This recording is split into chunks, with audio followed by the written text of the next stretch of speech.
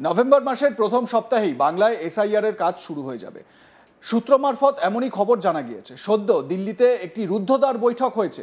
কেন্দ্রীয় নির্বাচনের ফুল বেঞ্চ বা জাতীয় নির্বাচন কমিশনের ফুল বেঞ্চ দফায় দফায় বৈঠক করে। তাতে রাজ্যের মুখ্য নির্বাচনী আধিকারিকদের তলব করা হয়।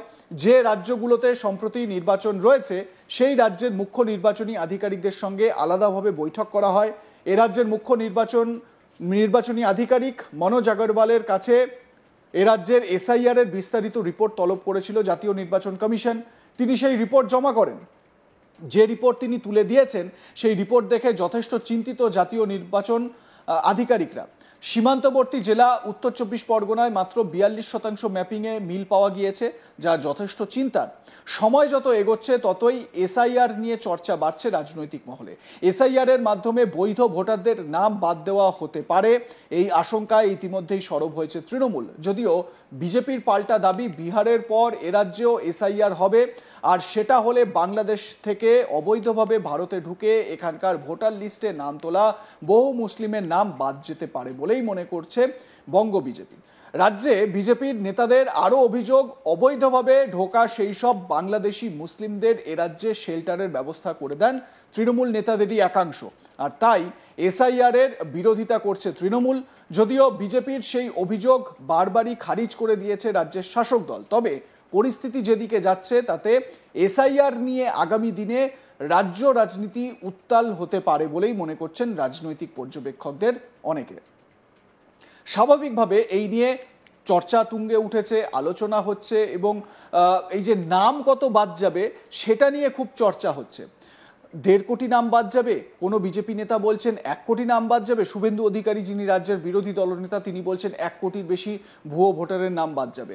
আজ তাক বাংলায় এক্সক্লুসিভ সাক্ষাৎকার দিয়েছেন প্রাক্তন কেন্দ্রীয় স্বরাষ্ট্র প্রতিমন্ত্রী নিশীথ প্রামাণিক। তিনি বলেছেন যে 1.5 কোটি নাম বাদ যাবে। তিনি তো আবার পুরো হিসেব বুঝিয়ে দিয়েছেন, কোথায় 50 লক্ষ নাম কিভাবে বাদ যাবে, কোথায় 1 কোটি নাম কিভাবে বাদ যাবে, একেবারে ডিটেলস তিনি দিয়েছেন। এবং তিনি এটা বুঝিয়েছেন যে নাম কিভাবে বাদ যাবে বা বাদ যাওয়ার সম্ভাবনা তৈরি হয়েছে সেটা তিনি পরিষ্কারভাবে বলেছেন। তো এই জায়গায় দাঁড়িয়ে যে রিপোর্ট নির্বাচন কমিশনের কাছে, জাতীয় নির্বাচন কমিশনের কাছে মুখ্য নির্বাচনী আধিকারিক যেটা জমা দিয়েছেন, সিইও মনোজ আগরওয়াল যেটা জমা দিয়েছেন, সেটা খুব উদ্বেগের একটা জায়গা তৈরি করছে বা একটা চিন্তার জায়গা তৈরি করছে বলে মনে করা হচ্ছে। আপনারা জানেন যে এসআইআর এর ম্যাচিং এবং ম্যাপিংয়ের কাজ চলছে, এবং সেই ম্যাচিং এবং ম্যাপিংয়ের কাজে সীমান্তবর্তী যে জেলাগুলো রয়েছে সেই জেলাগুলোতে কোনো জায়গায় যদি 40% এই ম্যাচিং ম্যাপিংয়ের কাজ হয় বা ম্যাচিং হয়ে থাকে, আর এবং বাকি 65% বা 60% যদি না হয়ে থাকে, তাহলে ভাবতে পারছেন এটা কতটা চিন্তার একটা বিষয়। ভুয়ো বা অবৈধ ভোটাররা তারা আমাদের মধ্যে মিশে গিয়েছে, তারা আমাদের মতন করে থাকতে আরম্ভ করেছে, আমাদের মতন করে দিন যাপন করছে, তারা আমাদের অধিকার মারছে। ভাবতে পারছেন এটা কতটা আশঙ্কার একটা জায়গা। এবারে নির্বাচন কমিশন এই এসআইআর এর মোকাবিলা কিভাবে করবে এটাও কিন্তু খুব গুরুত্বপূর্ণ। কারণ এসআইআর যদি ঠিকঠাকভাবে হয়, অনেকেই বলছেন, আপনারা জানেন আমরা কথা বলেছিলাম একজন বিএলওর সঙ্গে, তার সাক্ষাৎকার নিয়েছিলাম, আমি ব্যক্তিগতভাবে তার সঙ্গে কথা বলেছি।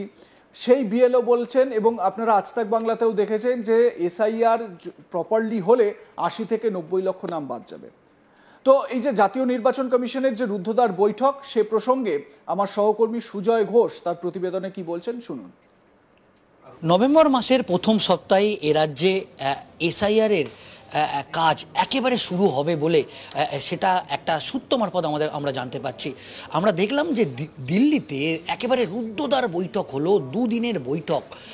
সেখানে কেন্দ্রীয় নির্বাচন কমিশনের ফুল বেঞ্চ তারা দফায় দফায় বৈঠক করলো, এবং গোটা রাজ্যের মুখ্য নির্বাচন আধিকারিকদের রীতিমতো তলব করা হলো।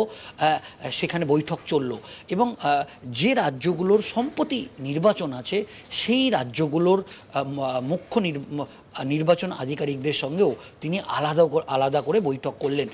এবং সেই বৈঠকে এ রাজ্যের সিইও মুখ্য নির্বাচন আধিকারিক মনোজ আগরওয়ালের থেকে এ রাজ্যের এসআইআর প্রক্রিয়ার বিস্তারিত রিপোর্ট চায় কেন্দ্রীয় নির্বাচন কমিশনের আধিকারিকদের কাছে। তিনি সেই রিপোর্ট জমাও করেন, এবং সেখানে যেটা জানা যাচ্ছে যে রিপোর্ট এ রাজ্যের সিইও মনোজ আগরওয়াল দিল্লিতে যে রিপোর্ট জমা করেছে, সেখানে যেটা আমরা জানতে পারছি, দার্জিলিং এবং জলপাইগুড়ি জেলা বাদে বাকি সবকটি জেলার যে ম্যাপিংয়ের কাজ, এসআইআরের আগে যে ম্যাপিংয়ের কাজ, সেই ম্যাপিংয়ের কাজ একেবারে শেষ হয়েছে এবং বিস্তারিত রিপোর্ট তিনি সরাসরি তুলে দিয়েছেন। এবং যে রিপোর্ট তুলে দিয়েছেন সেই রিপোর্ট দেখে রীতিমতো মানে একটা চাঞ্চল্যকর পরিস্থিতিও তৈরি হয়েছে। সেখানে দেখা যাচ্ছে এক একটা জেলার যে রিপোর্ট, সেই রিপোর্ট দেখে রীতিমতো চিন্তিত নির্বাচনের আধিকারিকরা। যেটা জানা যাচ্ছে, সবথেকে বেশি উদ্বেগের বিষয় দেখা গিয়েছে সীমান্তবর্তী জেলাগুলি। তার মধ্যে দেখা যাচ্ছে যে উত্তর 24 পরগনায়, যেটা একেবারে সীমান্তবর্তী জেলা হিসেবে পরিচিত, সেখানে মাত্র 42% ম্যাপিংয়ে মিল পাওয়া গিয়েছে।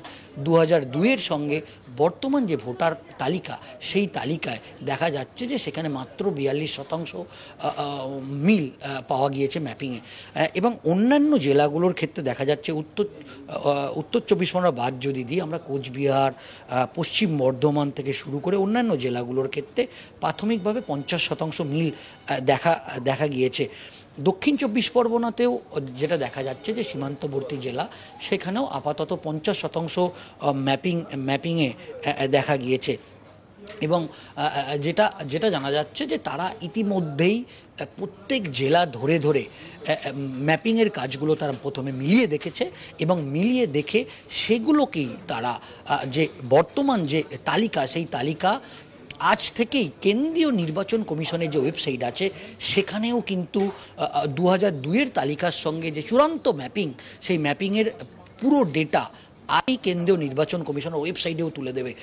কিন্তু এখন যেটা নিয়ে ইতিমধ্যে একটা প্রশ্ন তৈরি হয়েছে যে সীমান্তবর্তী জেলাগুলোতে যেটা একটা অভিযোগ উঠছিল, বা বিরোধী দল যেটা বারবার অভিযোগ করছিল, যে এই জেলাগুলোতে একটা অনুপ্রবেশ, প্রচুর পরিমাণে অনুপ্রবেশ হয়েছে, কিন্তু সেই জেলাগুলোতেই একটা চিন্তার ভাঁজ কিন্তু দেখা যাচ্ছে। উত্তর 24 পরগনা, দক্ষিণ 24 পরগনা, মালদা এবং মুর্শিদাবাদ, যে সমস্ত সীমান্তবর্তী জেলাগুলো আছে, সেই জেলাগুলোতেই মূলত একটা উদ্বেগ দেখা দিয়েছে। তাদের প্রথম পর্যায়ের ম্যাপিংয়ের কাজ করার পর যে উদ্বেগ, সেটা দেখা গিয়েছে। অন্যদিকে যেটা দেখা যাচ্ছে যে মালদা, মুর্শিদাবাদ, সেগুলো একটা সীমান্তবর্তী জেলা, সেই জেলাগুলোতেও কিন্তু একটা সতর্কতা কেন্দ্রীয় নির্বাচন কমিশনের তরফ থেকে নেওয়ার কথা বলা হয়েছে। এবং যেটা জানা যাচ্ছে যে আজকেই দিল্লির সঙ্গে তারা দফায় দফায় বৈঠক করেছে দুদিনের, এবং আজকেই কিছুক্ষণের মধ্যেই তারা রাজ্যের যে মুখ্য নির্বাচন যে অফিস আছে, সেখানেও তারা দফায় দফায় যারা ডিএম বা যারা আধিকারিকদের আছে, তাদের সঙ্গে বৈঠক করছে এবং এসআইআরের সমস্ত প্রক্রিয়া তারা খুঁটিনাটি শেষ মুহূর্তে তারা দেখছে। এবং আজকেই কেন্দ্রীয় নির্বাচন কমিশনের ওয়েবসাইটে ফার্স্ট যে ম্যাপিং, সেই ম্যাপিংয়ের তালিকাও কিন্তু আপলোড হবে এবং এরপরই পুরো বিষয়টা আমাদের সামনে আসবে। লাইক, কমেন্ট, শেয়ার করতে ভুলবেন না। দেখতে থাকুন আজ তাক বাংলা। সাবস্ক্রাইব করুন আমাদের ইউটিউব চ্যানেলটি।